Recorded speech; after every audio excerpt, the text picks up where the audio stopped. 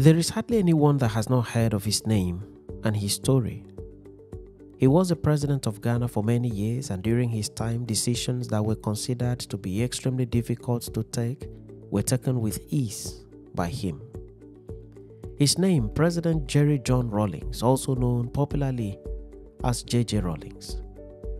In this edition of Back in History, we take you through his birth, parentage, education, military career, involvement in coups, arrest and detention, ascension to power as military head of state of Ghana, and later as civilian president of the same country. He was loved by many and also hated by many. But till this day, his name remains pivotal in the discussion of the history of the Republic of Ghana. Welcome to this edition of Back in History. Jerry Rawlings was born in Ghana on 22nd June 1947. He was born on a Sunday. His father was from Scotland, while his mother was from Ghana. His father was Jem Ramsey John, while his mother was Victoria Agbutui. At birth, the young Jerry was christened Jerry Rawlings John, but he later changed it to Jerry John Rawlings. Jerry grew under the watchful eyes of his parents and was later enrolled at Achimota School in Ghana. He completed his studies at Achimota in 1967. From Achimota, he enrolled for military training at the Military Academy at Teshi. Here he trained for the Air Force. In March 1968, he was posted to Takoradi in Ghana's western region to continue his studies. He graduated in January 1969 and was commissioned as a pilot officer, winning the coveted Speedbird Trophy as the best cadet in flying the Su-7 ground attack supersonic jet aircraft, as he was so skilled in aerobatics. He earned the rank of flight lieutenant in April 1978. He committed himself to the service of the Ghana Air Force, and as a military pilot, Jerry had the opportunity of flying the high and mighty of the Ghanaian society at the time. This included high-ranking military officers, high-ranking politicians and contractors of government who held sway in Ghana for several years. It was during this time that Jerry Rawlings got to know their lifestyles closely. He saw corruption in its worst form. He saw money laundering and a near total deterioration of discipline and values among Ghana's leaders at the time. He considered their actions as being inimical to the development of Ghana. He then began to nurse rebellion in his mind, even as he kept moving the high and mighty in the presidential jet from place to place. All he needed was the best possible opportunity to execute his plan, a plan that he kept closely to his chest alone. At this time, General Ignatius Achempong was the military head of state of Ghana, while Lieutenant General Fred Akufo was his deputy.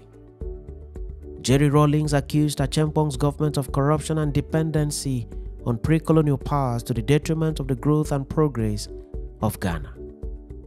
Rawlings attributed these factors as the reasons for the economic decline and impoverishment of Ghana. Rawlings began to secretly recruit like minds in the military with intent to carry on a coup against the government of General Ignatius Achempong. He kept fine-tuning the plan until 5 weeks to the scheduled conduct of democratic elections in Ghana for the transition of power from Achempong to a civilian president. But for Rawlings, the planned election was not enough to stop him from his planned coup d'etat. But before Achempong could see to the conduct of election and handover of power in Ghana, he was overthrown in a military coup by his deputy, Lieutenant General Fred Akufo. This was in July 1978. At this time, Jerry Rawlings was still very close to the government owing to his prime position as an Air Force pilot. Jerry's plan to cause a radical change of government did not, however, change. He kept fine-tuning his plans and working secretly with some of his military colleagues. They all waited for the best suitable time to strike. On Tuesday, 15 May 1979, Rawlings and 6 other soldiers staged a coup against the government of General Fred Akufo, with a view to removing him from power. The coup, however, failed, and Jerry Rawlings and his associates were immediately identified, arrested, and detained. General Fred Akufo was mad at Jerry Rawlings and his friends and declared openly to deal decisively with them. A military court-martial was immediately constituted to try them. Jerry and his colleagues were paraded before the court-martial, tried and found guilty of treason. Jerry was thus sentenced to death by firing squad. His colleagues were also found guilty and sentenced to death. They were then moved to the death row awaiting execution. They were condemned to die, and their execution was just a matter of time. The mistake that the military government of General Fred Akufo made was allowing the military court-martial to broadcast the trial of Jerry Rawlings and others on national radio and television to the hearing and public view of every Ghanaian. This was unprecedented in military trials, but this action turned out to be Jerry Rawlings' savior. When Jerry Rawlings took to the microphone, he dazzled the public. He explained boldly why he embarked on the coup and told the court-martial to the hearing of the civil populace that there was too much corruption in the country, that the military leaders had left the people poorer as a result of bad governance, that he embarked on the coup to stop the military leaders from continuing to steal from the treasury and common patrimony of the people of Ghana. He complained generally of social injustice in the country owing to years of bad governance by the military. He stated that the government was corrupt beyond redemption. Rawlings' statement at the court-martial resonated with several people in the country. They agreed with him that the military had indeed plunged the country into an unprecedented level of corruption. Even the rank and file in the military also agreed with Rawlings, though they were unable to openly voice out their support. The civil populace then began to advocate for the release of Rawlings and his associates, more so as no one was killed in their coup. While awaiting execution, a group of soldiers who were sympathetic to Rawlings broke into his detention facility on Monday, 4th June 1979 and freed him from custody. Rawlings and the soldiers then removed General Fred Akufo from power, and Jerry Rawlings took over the reins of power and immediately constituted a 15-member Armed Forces Revolutionary Council, AFRC, primarily composed of junior officers. Jerry and the AFRC ruled for only 112 days. Rawlings did not intend to hold on to power for long. His ultimate mission was to see to the successful handover of power to civilian leaders and the return of Ghana to civil rule after a long spell of military rule and dictatorship. But he had a plan to execute within the short period of his stay in office as military head of state of Ghana. The plan was to see to the arrest, trial, and execution of persons whom he considered to have been deeply involved in corruption in Ghana. This is how he ordered for the arrest and detention of 3 former heads of states and other senior military officers. The former heads of state were General Ignatius Achempong, General Akwasi Afrifa, and General Fred Akufo. These persons were summoned before a military court-martial where they were pronounced guilty and sentenced to death by firing squad. The heads of states were then executed. Also executed with them were General Kote, Joy Amedume, Roger Feli, and Okuka.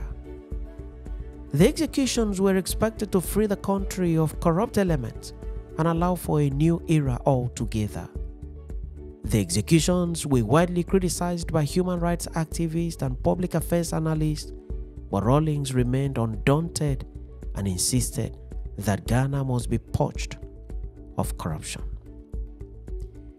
Elections were then scheduled and conducted, and on Monday 24th September 1979, power was peacefully handed over by Jerry Rawlings to President Hila Lehman, whose People's National Party, PNP, had the support of Nkrumah's followers.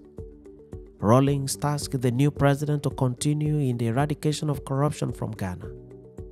Rawlings thus went into the history book as someone who had the opportunity to remain in power for long, but who chose to govern just for a few months. His first occupation of the office of head of state of Ghana was thus for a short period of time.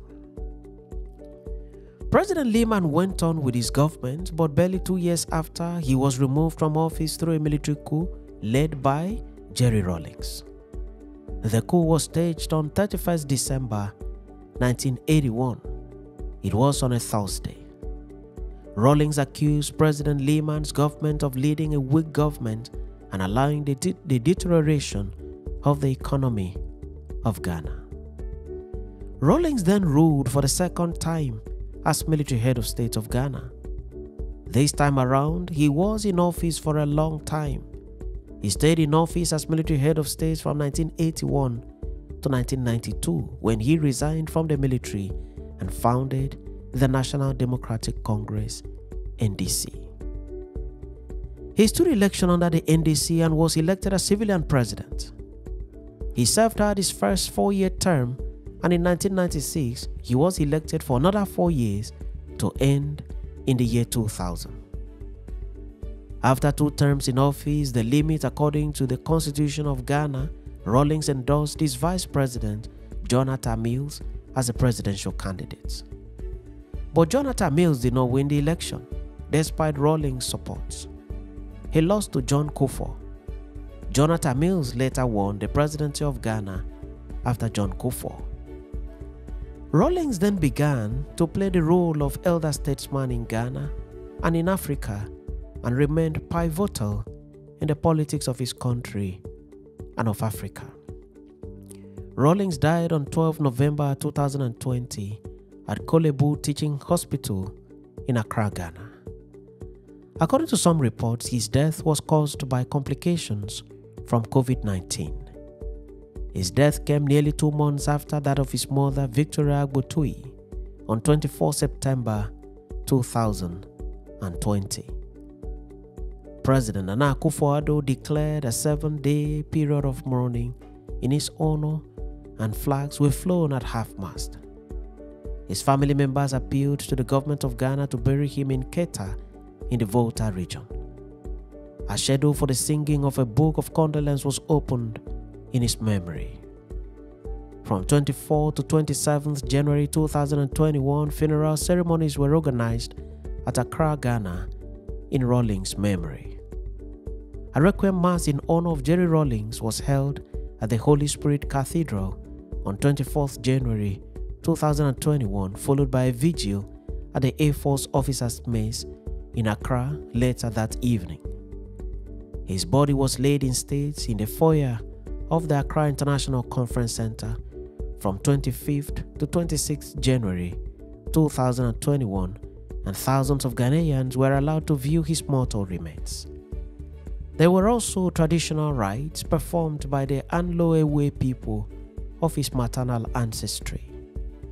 On 27th January 2021, a state funeral attended by national and international political leaders, paramount chiefs, diplomats, and other dignitaries from around the world was held at the Black Star Square before his burial service at the military cemetery in Boma Camp, with 4 military honors climaxed with a 21-gun salute. Jerry was survived by his wife Nana Konadu, 3 daughters, and 1 son. Jerry Rawlings is seen by many as the man who fought corruption headlong and decisively in Ghana, which led to his restoration of discipline and fiscal responsibility to the country. He is celebrated by many across Ghana and across Africa till today.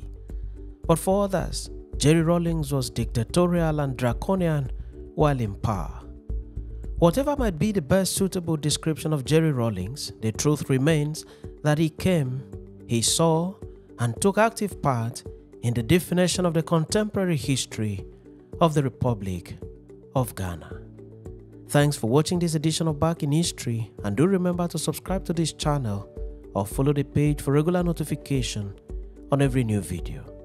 I remain your friend and host Ekemini Udim, wishing you the best of time as we continue to dig into the archives to recall the history of Africa and the world.